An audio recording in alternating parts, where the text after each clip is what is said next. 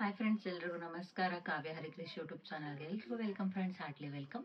ಯಾರೆಲ್ಲ ಮೊದಲನೇ ಬಾರಿ ನನ್ನ ವೀಡಿಯೋಸ್ನ ನೋಡ್ತಾ ಇದ್ರೆ ದಯವಿಟ್ಟು ಸಬ್ಸ್ಕ್ರೈಬ್ ಮಾಡ್ಕೊಂಡು ನೋಡಿ, ಹಾಗೆ ಬೆಲ್ ಐಕಾನ್ ಕೂಡ ಕ್ಲಿಕ್ ಮಾಡಿ ಮುಂದೆ ಮಾಡೋಂಥ ವಿಡಿಯೋಗಳ ನೋಟಿಫಿಕೇಶನ್ ಪಟ್ ಅಂತ ಸಿಗುತ್ತೆ. ಸೊ ಬನ್ನಿ ಫ್ರೆಂಡ್ಸ್, ಯಾಕೆ ತಡ ಮಾಡೋದು, ವಿಡಿಯೋನ ಶುರು ಮಾಡೋಣ. ಆಲ್ರೆಡಿ ತಮ್ನೇಲಲ್ಲಿ ನೋಡಿರ್ತೀರ.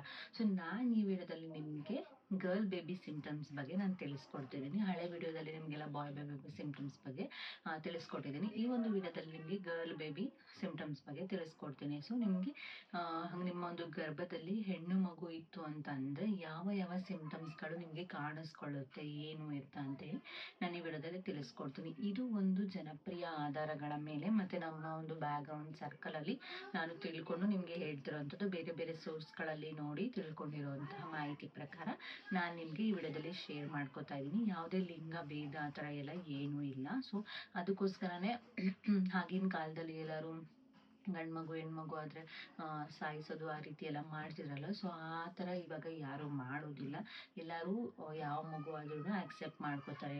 ಬಾಯ್ ಆಗಲಿ ಗರ್ಲ್ ಆಗಲಿ ಎಲ್ಲನೂ ಅಕ್ಸೆಪ್ಟ್ ಮಾಡ್ಕೋತಾರೆ. ಈಗಿನ ಜನ್ರೇಷನು ಆ ರೀತಿಯಾಗಿ ಮುಂದುವರಿತಾ ಹೋಗಿದೆ. ಅದಕ್ಕೋಸ್ಕರ ಸೊ ಇದು ಕಾನೂನು ಬಾಹಿರ, ಅದಕ್ಕೋಸ್ಕರ ಮಾಡಿರೋದಲ್ಲೇ ಸ್ಕ್ಯಾನಿಂಗಲ್ಲಿ ಕೂಡ ನಿಮಗೆ ಹೇಳೋದಿಲ್ಲ ಯಾವುದು ಮಗು ಯಾವ ಬೇಬಿ ಆಗುತ್ತೆ ಅಂತೇಳಿ. ಈ ಥರ ಆಗಿನ ಕಾಲದಲ್ಲಿ ಈ ಥರ ಎಲ್ಲ ಮಾಡ್ಕೊಂಡು ಬಂದಿದ್ದಕ್ಕೆ ನಿಮಗೆ ಯಾವ ಬೇಬಿ ಅಂತ ಹೇಳೋದಿಲ್ಲ. ಸೊ ಅದು ನಮಗೆ ಏನು ಜನಪ್ರಿಯ ಆಧಾರಗಳ ಮೇಲೆ, ನಮ್ಮ ಸಿಂಟಮ್ಸ್ಗಳ ಮೇಲೆ ನಾನು ಇದನ್ನು ತಿಳಿಸ್ಕೊಡ್ತೀನಿ. ಎಷ್ಟೋ ಜನಕ್ಕೆ ಒಂದು ಕುತೂಹಲ ಇರುತ್ತೆ, ಸೊ ನನಗೆ ಯಾವ ಬೇಬಿ ಆಗುತ್ತೆ, ಸೊ ನನಗೆ ಈ ಬೇಬಿ ಆಗುತ್ತಾ, ಈ ಬೇಬಿ ಬಾಯ್ ಆರ್ ಗರ್ಲ್ ಆಗುತ್ತಾ ಅನ್ನೋದೊಂದು ಅವ್ರಿಗೆ ತಲೆಯಲ್ಲಿ ಕುತ್ಕೊಂಡ್ಬಿಡುತ್ತೆ. ಸೊ ಅಂಥವ್ರಿಗೆ ಈ ವಿಡಿಯೋನ ಶೇರ್ ಮಾಡಿ ಅಂತ ಹೇಳ್ತೀನಿ. ಸೊ ಅವರ ದೇಹದಲ್ಲಿ ಆಗುವಂಥ ಬದಲಾವಣೆಗಳ ಮೂಲಕ ಅವರಿಗೆ ಯಾವ ಬೇಬಿ ಅಂತೇಳಿ ಅವರು ಕಂಡಿಡ್ಕೋಬೋದು. ಸೊ ನಾನು ಪಟ ಅಂತ ಶುರು ಮಾಡ್ತೀನಿ. ಸೊ ಓಕೆನಾ. ಫಸ್ಟ್ ಒಂದು 7ರಿಂದ 8 ಸಿಂಟಮ್ಸ್ಗಳಿರುತ್ತೆ. ಸೊ ಈ ಒಂದು 7ರಿಂದ 8 ಸಿಂಟಮ್ಸ್ಗಳು ಅವರ ದೇಹದಲ್ಲಿ ಬದಲಾವಣೆಗಳು ಕಾಣಿಸ್ಕೊಂತು ಅಂದರೆ ಅವರು ಖಂಡಿತವಾಗ್ಲೂ ಗರ್ಲ್ ಬೇಬಿ ಆಗುತ್ತೆ ಅನ್ನೋದನ್ನ ನಾನು ಇದರಲ್ಲಿ ತಿಳಿಸ್ಕೊಡ್ತೀನಿ. ಸೊ ಏನೇನು ಅನ್ನೋದಾದರೆ, ಸೊ ಫಸ್ಟ್ ನಾವು ಹೇಳೋದಾದರೆ ಅವರ ಮುಖ ಲಕ್ಷಣ ಅಂತ ಹೇಳ್ತೀವಿ. ಸೊ ಅವರು ಕಳೆಯಾಗಿರ್ತಾರೆ. ಸೊ ಕಳಕಳೆಯಾಗಿ ಅವ್ರ ಮುಖ ಅನ್ನೋದು ವೈಟಿಂಗ್, ಶೈನಿಂಗ್, ಬ್ರೈಟ್ನಿಂಗ್ ಎಲ್ಲ ಬರುತ್ತೆ. ಓಕೆನಾ. ಸೊ ಈ ರೀತಿಯಾಗಿ ಅವ್ರ ಮುಖ ಕಳೆಯಾಗಿ ಬದಲಾವಣೆ ಆಯಿತು ಅನ್ನೋದಾದರೆ ಅವರು ತಿಳ್ಕೊಬೇಕಾಗುತ್ತೆ, ಸೊ ನನಗೆ ಹೆಣ್ಣು ಮಗು ಹುಟ್ಟುತ್ತೆ, ನನ್ನ ಹೊಟ್ಟೆಯಲ್ಲಿ ಹೆಣ್ಣು ಮಗು ಇದೆ ಅನ್ನೋದನ್ನ ನೀವು ಸ್ಪಷ್ಟಪಡ್ಕೋಬೇಕಾಗುತ್ತೆ. ಸೊ ಇದು ಫೇಸಿಯಲ್ ಎಕ್ಸ್ಪ್ರೆಷನ್ ಅಂತ ಹೇಳ್ತೀವಿ. ನಿಮಗೆ ಯಾವುದೇ ರೀತಿಯಾದಂಥ ಮುಖ ಚೇಂಜಸ್ ಆಗೋದು ಆ ಥರ ಎಲ್ಲ ಸ್ವಲ್ಪ ನಿಮ್ಮ ಮುಖದಲ್ಲಿ ಕಳೆ ಜಾಸ್ತಿ ಆಗುತ್ತೆ. ಸೊ ಕಳೆಯಾಗಿ ಕಾಣಿಸ್ತೀರಾ. ಆ ಒಂದು ಸಂದರ್ಭದಲ್ಲಿ ನಿಮಗೆ ಹೆಣ್ಮಗು ಆಗುತ್ತೆ ಅಂತ ಹೇಳ್ಬೋದು. ನೆಕ್ಸ್ಟ್ ಬಂದರೆ ಸೆಕೆಂಡ್ ಮಂತ್. ಇದು ಫಸ್ಟ್ ಮಂತ್ ಆಯಿತು. ಸೆಕೆಂಡ್ ಮಂತ್ ಬಂದು ನಿಮ್ಮ ಒಂದು ಹೊಟ್ಟೆಯ ಆಕಾರ, ಬೆಲ್ಲಿ ಶೇಪ್ ಅಂತ ಹೇಳ್ತೀವಿ. ಈ ಒಂದು ಹೊಟ್ಟೆಯ ಆಕಾರ ನಿಮಗೆ ಯಾವ ಆಕಾರದಲ್ಲಿ ಇರಬೇಕು ಅಂತಂದರೆ ಗೋಳಾಕಾರದಲ್ಲಿ ಇರಬೇಕಾಗುತ್ತೆ. ಸೊ ಇದು ನಿಮ್ಮ ಹೊಟ್ಟೆ ಅನ್ನೋದಾದರೆ ಇಲ್ಲಿಂದ ಇಲ್ಲಿವರೆಗೂ ಕರೆಕ್ಟಾಗಿ ನಿಮ್ಮ ಹೊಟ್ಟೆ ಶೇಪ್ ಹೇಗಿದೆಯೋ ಆ ರೀತಿ ಕರೆಕ್ಟಾಗಿ ಇರುತ್ತೆ. ಸೊ ಓಕೆನಾ. ಆ ಥರ ಇದ್ದ ಸಂದರ್ಭದಲ್ಲಿ ನೀವು ಅನ್ಕೋಬೇಕಾಗುತ್ತೆ ನಿಮಗೆ ಗರ್ಲ್ ಬೇಬಿ ಆಗುವಂಥ ಚಾನ್ಸಸ್ ಇರುತ್ತೆ ಅಂತ ನೀವು ಅನ್ಕೋಬೇಕಾಗುತ್ತೆ. ಸೊ ಓಕೆನಾ. ನೆಕ್ಸ್ಟ್ ಇದು ಆಯಿತು ಒಂದು ಫೇಶಿಯಲ್ ಎಕ್ಸ್ಪ್ರೆಷನ್ ಅಂತ ಹೇಳ್ತೀವಿ, ನಿಮ್ಮ ಮುಖ ಲಕ್ಷಣ. ಸೆಕೆಂಡ್ ಒಂದು ಬೆಲ್ಲಿ ಶೇಪ್, ನಿಮ್ಮ ಹೊಟ್ಟೆಯ ಆಕಾರ. ಓಕೆನಾ. ಎರಡು ಕ್ಲಿಯರ್ ಆಯ್ತಲ್ವಾ. So next will go for the third month. So third month ಏನಂತಂದರೆ ವಾಮಿಟಿಂಗು.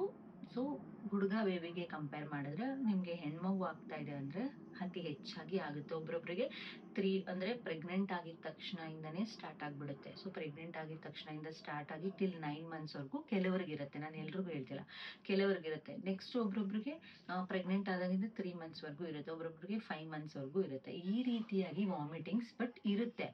ಓಕೆನಾ. ಎಲ್ಲೋ ಒಂದು 90 ಅಂದರೆ ಇವಾಗ 100%ಅಲ್ಲಿ 85% ಹೆಣ್ಮಕ್ಳಿಗೆ ಹೆಣ್ಮಗು ಆಯಿತು ಅನ್ನೋದಾದರೆ ಅವ್ರಿಗೆ ವಾಮಿಟಿಂಗ್ ಇರುತ್ತೆ. ಇನ್ನು 15% ಅಥವಾ 20% ಹುಡುಗಿಯರಿಗೆ ಇರೋದಿಲ್ಲ, ಹೆಣ್ಮಕ್ಳಾದ್ರೂ. ಓಕೆನಾ. ಈ ರೀತಿಯಾಗಿ ಇರುತ್ತೆ. ಒಬ್ರೊಬ್ರು ಬಾಡಿ ಮೇಲೆ ಡಿಪೆಂಡ್ ಆಗುತ್ತೆ. ಒಬ್ರೊಬ್ರು ಸೆನ್ಸಿಟಿವ್ ಇರ್ತಾರೆ, ಒಬ್ರೊಬ್ರು ನಾರ್ಮಲ್ ಆಗಿರ್ತಾರೆ, ಒಬ್ರೊಬ್ರು ಫುಲ್ ಖಡಕ್ ಆಗಿರ್ತಾರೆ. ಆ ಥರದವ್ರು ಅವ್ರ ಬಾಡಿ ಮೇಲೆ ಆಗುತ್ತೆ. ಬಟ್ ಹುಡುಗಿ ಬೇಬಿ ಅಂದರೆ ಜಸ್ಟ್ ಒಂದು ಸ್ವಲ್ಪ ಆದರೂ ವಾಮಿಟಿಂಗ್ ಇದ್ದೇ ಇರುತ್ತೆ. ಅಟ್ಲೀಸ್ಟ್ ಒಂದು 3 to 4 times, 5 to 6 times, 10 times ಈ ರೀತಿಯಾಗಿರುತ್ತೆ. ಕೆಲವ್ರಿಗೆ ದಿನ ಆಗುತ್ತೆ. ಈ ರೀತಿಯಾಗಿ ವಾಮಿಟಿಂಗ್ಸ್ದು ಅವ್ರಿಗಿರುತ್ತೆ. ಓಕೆನಾ. ಥರ್ಡ್ ಮಂತು ವಾಮಿಟಿಂಗ್ ಆಯಿತು. ನೆಕ್ಸ್ಟ್ ಫೋರ್ತ್ ಮಂತ್ ಬಂದು ಕ್ರೇವಿಂಗ್ಸು. ಓಕೆನಾ. ಅವ್ರಿಗೆ ಕ್ರೇವಿಂಗ್ಸ್ ಆಗುತ್ತೆ. ಸೊ ಆಸೆ, ಇದನ್ನು ತಿನ್ಬೇಕನ್ಸುತ್ತೆ, ಅದನ್ನು ತಿನ್ಬೇಕನ್ಸುತ್ತೆ, ಮಿಡ್ ನೈಟ್ ಕ್ರೇವಿಂಗ್ಸು, ಅರ್ಲಿ ಮಾರ್ನಿಂಗ್ ಕ್ರೇವಿಂಗ್ಸು, ಈ ರೀತಿಯಾಗಿ ಕ್ರೇವಿಂಗ್ಸ್ ಇರುತ್ತೆ. ಈ ಕ್ರೇವಿಂಗ್ಸಲ್ಲಿ ಅವ್ರಿಗೆ ಅತಿ ಹೆಚ್ಚಾಗಿ, ಬಟ್ ಎರಡೂ ಖಾರ ಸಿಹಿ ಎರಡೂ ಇರುತ್ತೆ, ಬಟ್ ಸಿಹಿ ಪದಾರ್ಥ ತಿನ್ನಬೇಕಾದ್ರೆ ಅವ್ರಿಗೆ ಕ್ರೇವಿಂಗ್ಸು ಜಾಸ್ತಿ ಇರುತ್ತೆ. ಓಕೆನಾ.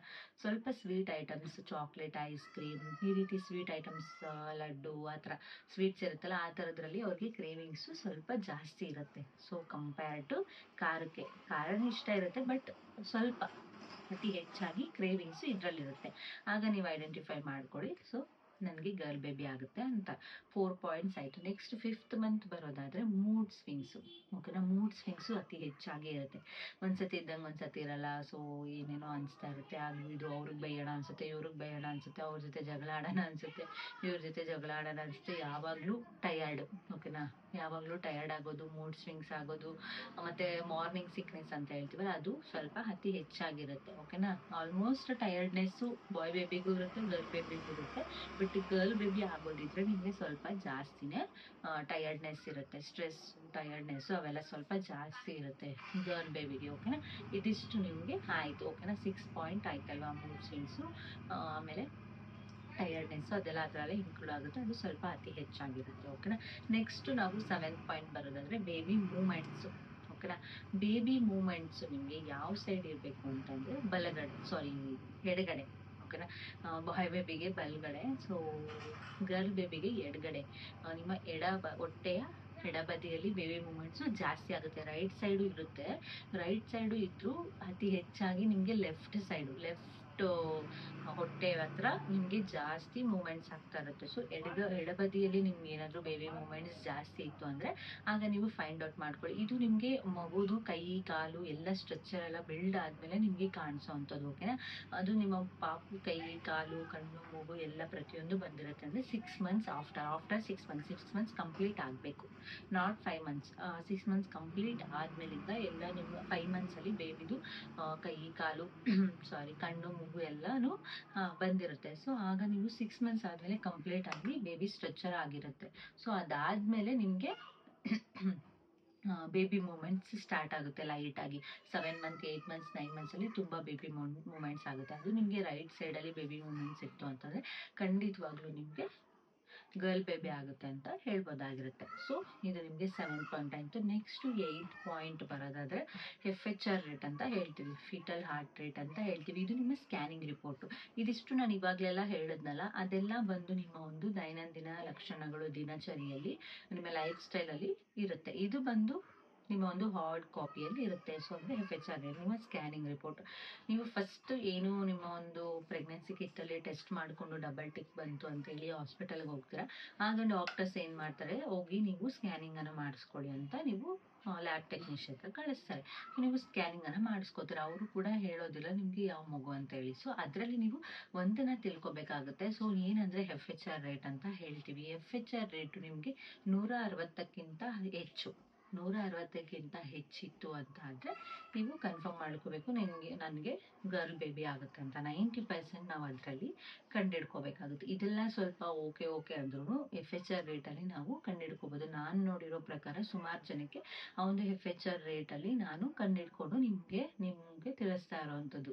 ಓಕೆನಾ. ಅದಕ್ಕೋಸ್ಕರ ಹೇಳ್ತಿರೋದು 160ಕ್ಕಿಂತ ಹೆಚ್ಚು. ಓಕೆ. ನಿಮಗೆ ಫಸ್ಟು 140, 150, ಆ ಥರ ಇತ್ತು. ಆಮೇಲೆ ನನಗೆ 160, 170, 163, 165 ಈ ರೀತಿಯಾಗಿ ಬದಲಾವಣೆ ಆಯಿತು. First decreasing to increasing level ಇದೆ ಅಂದರೆ ನೀವು ಖಂಡಿತವಾಗ್ಲೂ ಅರ್ಥ ಮಾಡ್ಕೋಬೇಕು ನಿಮಗೆ ಗರ್ಲ್ ಬೇಬಿ ಆಗ್ತಾ ಇದೆ ಅಂತ. ಓಕೆನಾ. ಆ ಒಂದು ಸಂದರ್ಭದಲ್ಲಿ ನಿಮಗೆ ಗರ್ಲ್ ಬೇಬಿ ಆಗುವಂಥ ಚಾನ್ಸಸ್ ಇರುತ್ತೆ. ಇದು ನಿಮ್ಮ ಸ್ಕ್ಯಾನಿಂಗ್ ರಿಪೋರ್ಟಲ್ಲಿ FHR ಅಂತ, ಅವರು ಫೀಟಲ್ ಹಾರ್ಟ್ ರೇಟ್ ಅಂತ ಇರುತ್ತೆ.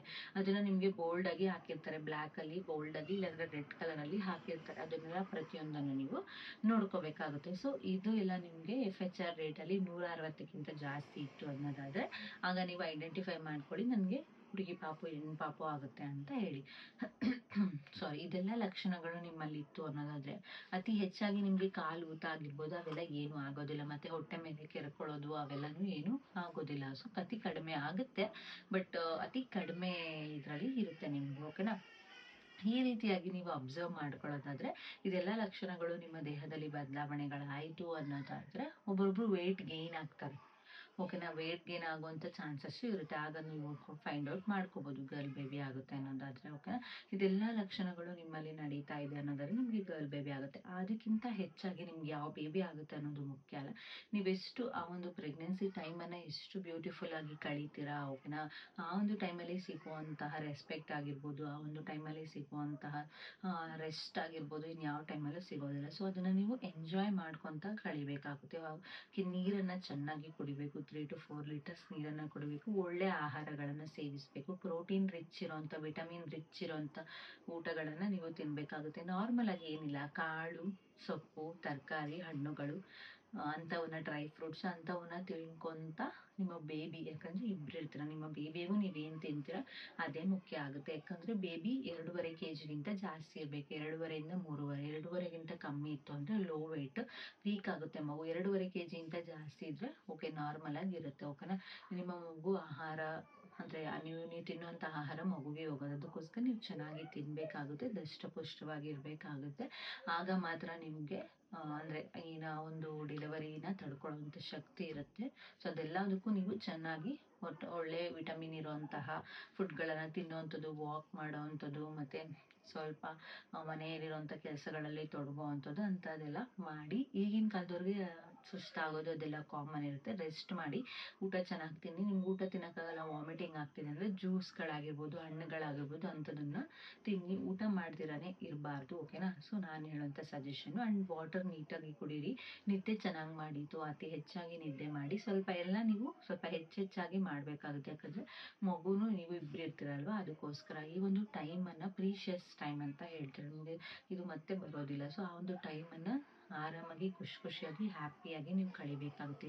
ಒಂದು ಬಾಯ್ ಅಥವಾ ಗರ್ಲ್ ಯಾವ ಬೇಬಿ ಆಗುತ್ತೋ ಗೊತ್ತಿಲ್ಲ, ಆ ಟೈಮಲ್ಲಿ ಚೆನ್ನಾಗಿ ಇದು ಅಷ್ಟೇ. ಮತ್ತು ನೀವು ಬಾಣ ಅಂತ ಇರ್ತಾರಲ್ಲ, ಆವಾಗೂ ಅಷ್ಟೇ ಆರಾಮಾಗಿ ಚೆನ್ನಾಗಿ ಕಳಿಬೇಕಾಗುತ್ತೆ ಟೈಮ್ ಅಂತ ನಾನು ಈ ವಿಡಿಯೋ ಮುಖಾಂತರ ತಿಳಿಸ್ಕೊಡ್ತೀನಿ. ಸೊ ಯಾರೆಲ್ಲ ಹೆಣ್ಮಗುಗೆ ಇಷ್ಟ ಇರ್ತಾರೋ ಅವ್ರಿಗೆಲ್ಲ ಈ ವಿಡಿಯೋನ ಶೇರ್ ಮಾಡಿ ಅಂತ ಹೇಳ್ತಾ ವಿಡಿಯೋನ ಕ್ಲೋಸ್ ಮಾಡೋಣ. ಸೊ ಇಷ್ಟೊತ್ತು ವಿಡಿಯೋ ನೋಡೋದಕ್ಕಾಗಿ ಥ್ಯಾಂಕ್ ಯು ಸೋ ಮಚ್. ಮುಂದಿನ ಹೊಸ ವಿಡಿಯೋದೊಂದಿಗೆ ಸಿಗ್ತೀನಿ. Take care, bye bye, love you all.